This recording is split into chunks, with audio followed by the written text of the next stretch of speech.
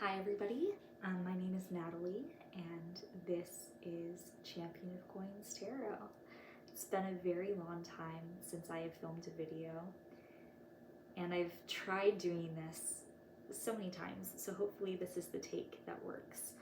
It's cliche, but it's true. It's very hard to be able to capture your thoughts succinctly in this format. If you've never heard of me before, this is your first time on my channel, hello, welcome. It is so good to meet you.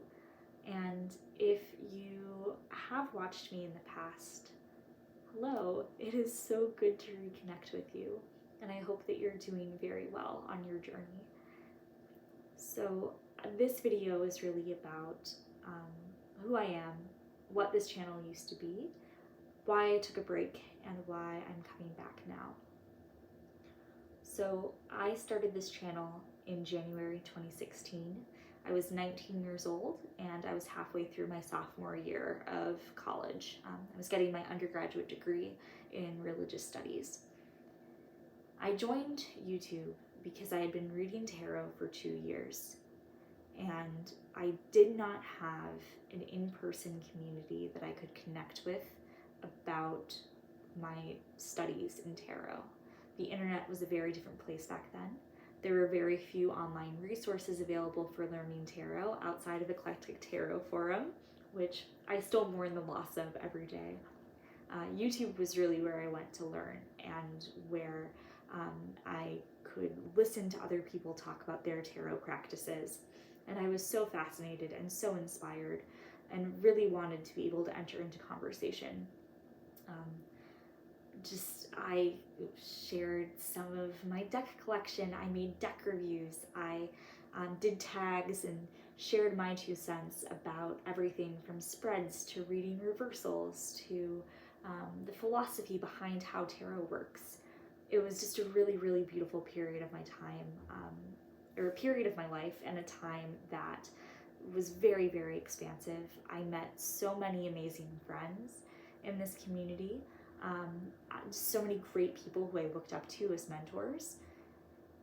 And over time, I started opening up and not just talking about what I thought about tarot, but also sharing my academic journey and talking about my own personal religious journey. So I grew up Catholic. I entered into college and kind of had a huge crisis of faith that was spurned by some losses in my life and my own mental health. And my degree in religious studies was really born out of a fascination with religion as a tool for collective meaning making, for collective culture making. I didn't know what I believed in, but I knew how powerful religion had been in my own life. And I wanted to open myself up to explore as many different cultures and as many different perspectives as I possibly could. And to kind of learn about like the psychology of why religion is such a powerful force. So I talked about that a bit on the channel, and I shared some books that I was reading, I shared some projects that I was working on, and I ended up almost unknowingly documenting my journey into discovering Judaism. I discovered Judaism in some of the classes that I took on biblical criticism and on the history of Abrahamic traditions, and ended up for my thesis traveling to Israel and Palestine and living there for several months and writing about the Israeli left and about the role of religious leaders in trying to resolve isn't the right word, but in trying to heal the very, very deep divisions in Israeli society, and to try to make a more equitable and just society that would uplift Palestinians, and like using Jewish tradition as a framework for peace building as opposed to kind of the fundamentalist dogma that underpins a lot of the Israeli religious right, for example. And at the conclusion of that program, I realized that Jewish tradition wasn't just a particular academic passion of mine, but that it very, very deeply resonated with who I am and with what I always believed to be true and didn't have the language for. So I came back to the United States and I started sharing on my channel a little bit of my Jewish learning and eventually about my decision to convert to Judaism. So all of that kind of kicked off in 2017 and into 2018. I posted my last video on the channel in the summer of 2018, and at the time I didn't realize that it was going to be my last video. I had just finished up college, I had wrapped another study abroad experience in Bosnia, and I came back to the US and started my first adult job in the nonprofit space. And I didn't realize at the time how much time working 9 to 5 really takes up. I didn't have the same kind of freedom to be able to talk about tarot or to film in the way that I had when I was in a more flexible schedule as a student. So that was part of it.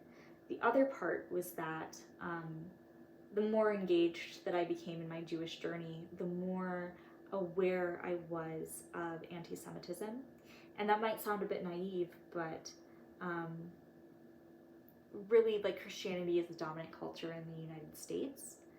I think a lot of us, who are involved in the tarot community or who are involved in different spiritual communities online can attest to this, but you go through a very deep unlearning process once you stand outside of the kind of mainstream religious tradition in your culture. And I didn't realize how prevalent anti-Semitism was just in the world in general until I had started my studies and I had started my conversion journey. And it was a particularly difficult time because my conversion coincided with a rise in anti-Semitic hate crimes in the United States. Basically, this had been going on in the background since 2016 when Trump was elected, and there was a growing rise in the alt-right and neo-Nazi movements in the United States. But it didn't become apparent to me how real of a threat it was until the Tree of Life shooting happened in 2018, where a gunman went in and shot several people who were praying in a synagogue in Pittsburgh, Pennsylvania. That event just completely rocked me to my core. It rocked just the Jewish community in the United States to our collective core. There were friends of mine who were related to or who knew the victims of that event, because like the Jewish community is just such a small fraction of the population. It's like 2% of the population in the United States. So it was very, very personal tragedy as well. And I didn't know how to deal with it. And I was seeing more and more conspiratorial thinking and seeing more, not necessarily on YouTube, but on Twitter and Instagram and other social media sites of this kind of anti-Semitic rhetoric permeating spiritual spaces on the internet. And I didn't know if it would be safe for me to continue engaging in the tarot community online, being as open as I was about my relationship with Judaism, about being open with my conversion, because there are many spaces that were very hostile to that.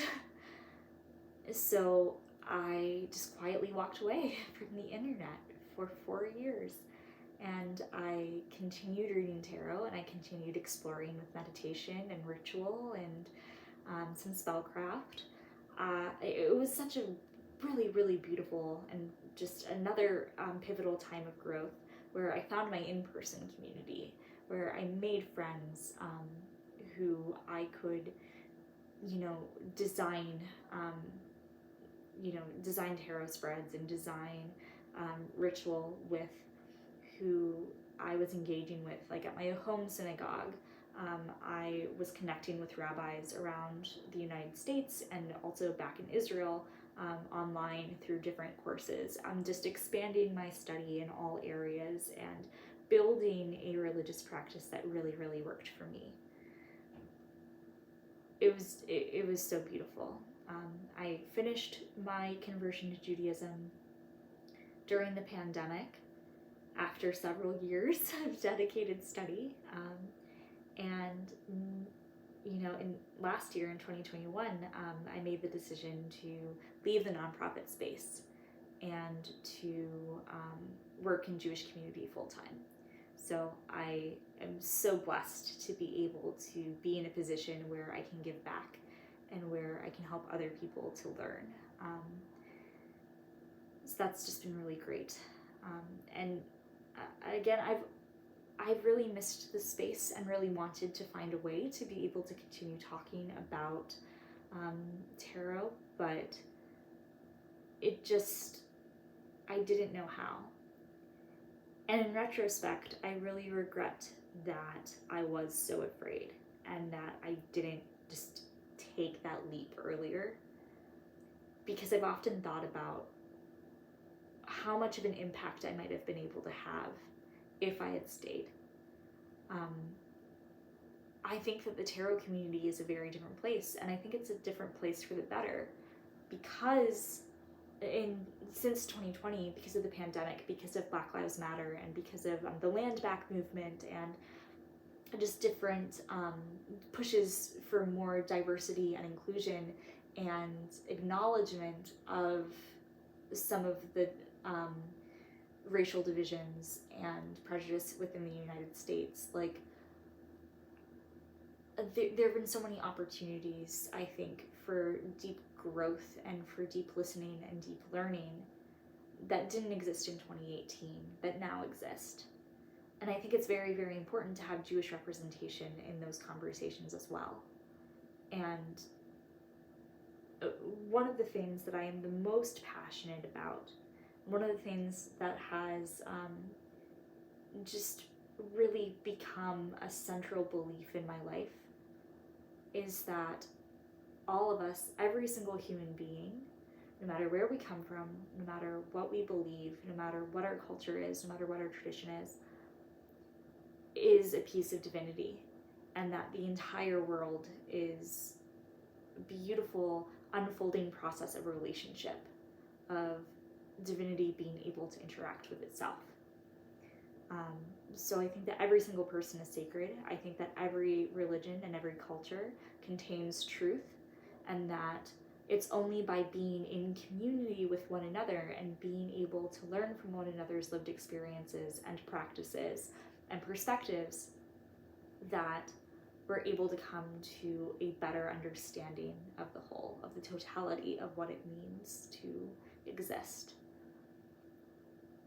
And I think that I'm finally at a point where I feel so confident and so passionate and just so deeply rooted in what I believe that I'm able to push past that fear and want to be able to engage on that deep level of connection again. I think it's so necessary. There's been just such a continued sharp rise of division, especially during the pandemic, especially during the 2020 election. And I actually have written quite extensively about that academically, about the ways in which religious fundamentalism and extremism have impacted politics and culture in the United States during this current moment. And I just think that we're in a space where we need to be in conversation, and we need to be able to honor and to accept our differences as being sacred and as being illuminating. And going forward, that's the kind of space that I want to be able to cultivate on this channel.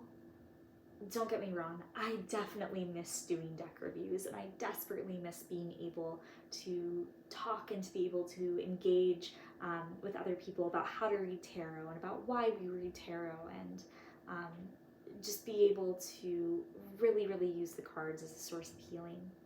But I also want to be able to create space to have more difficult conversations about what it means to be in community. I think if this pandemic has taught me anything, over the last 2 years. It's, again, just how deeply interconnected we all are, and how the well-being of one person affects the well-being of an entire society, of an entire country, the entire world. And so I want to be able to have healing conversations, and I want to be able to talk about our shared future, because we're all that we have. And I want to live in a future, I want to live in a present moment where we are all committed to honoring the sacred within each one of us. So that's that for right now. I'm not quite sure how to end this video other than to say that I am so grateful for you for taking the time to listen. I'm so excited to be able to share more with you in the future and to go on this incredible journey together. And I hope that, you might have found something resonant in what I had to say. I'm certainly looking forward to being able to engage with you and to learn from everything that each of you has to say. And I hope that you all are safe and well. Bye.